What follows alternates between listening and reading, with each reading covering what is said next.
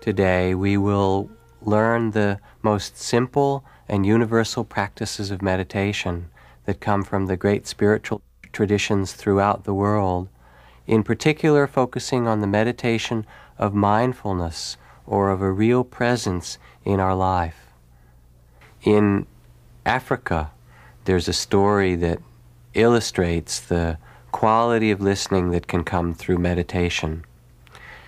In a particular East African tribe or village, when a child is born, they don't count the birthday of that child from the day that the child comes from its mother's body, or even the day it's conceived, as in certain other cultures, but rather from when that child was first a thought in its mother's mind. That's the real birthday. And as soon as the mother realizes she would like to have a child with this particular partner, she will go off and sit out in the field under a tree and listen and wait until she can hear the song of the child that wants to be born in her heart, that will come from the wedding or the coming together with this particular man. And when she hears the song, she sings it to herself and then returns back to the village and teaches it to her partner, so that when they make love together, join together in love, they sing this song and invite this child to be born. And later, as she's pregnant, she sings the song to the child in the womb and teaches it to the midwives, so that when the child is born, the first song or sound that it hears is those gathered around singing its own unique song. And after that, as the child grows, the people in the village learn the song of this person, so that when he falls or she falls and hurts herself, someone picks her up and sings her song to her. Or in the rites of passage or rituals of the village, the song is sung, the wedding ceremony, both songs are sung. Until finally, even at the end of life, the song of this child, now as an old man or woman, is sung for the last time as villagers gather around and say their last words.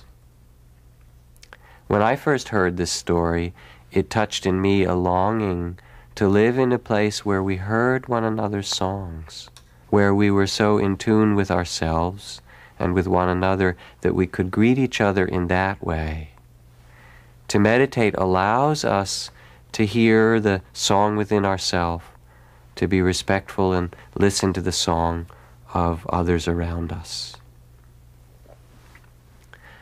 We all sense, as we take time to quiet ourselves, the possibility that our lives could be lived with greater compassion and with greater wakefulness.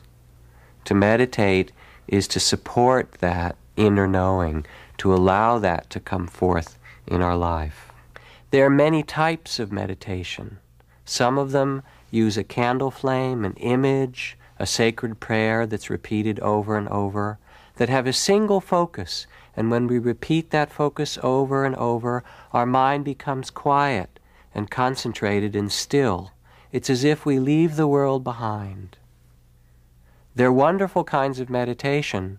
One of the drawbacks of this kind, however, is that when we finish with our prayer or candle flame or mantra, it's as if we come out of our cave and go back into the world, and in the supermarket or on the highway, again, the complexities of life are difficult for us. A second major category of meditation, which is what we'll work with today, is the meditation that uses the process of life itself as the subject, as the focus of the meditation practice. And in that way, we will use our breath and body, the sounds, the feelings within us, our heart and mind, all of the stuff of our life as the place to focus. We'll begin, however, very simply, just by coming here to this moment, to become aware in the simplest way of what is in our own body and heart and mind.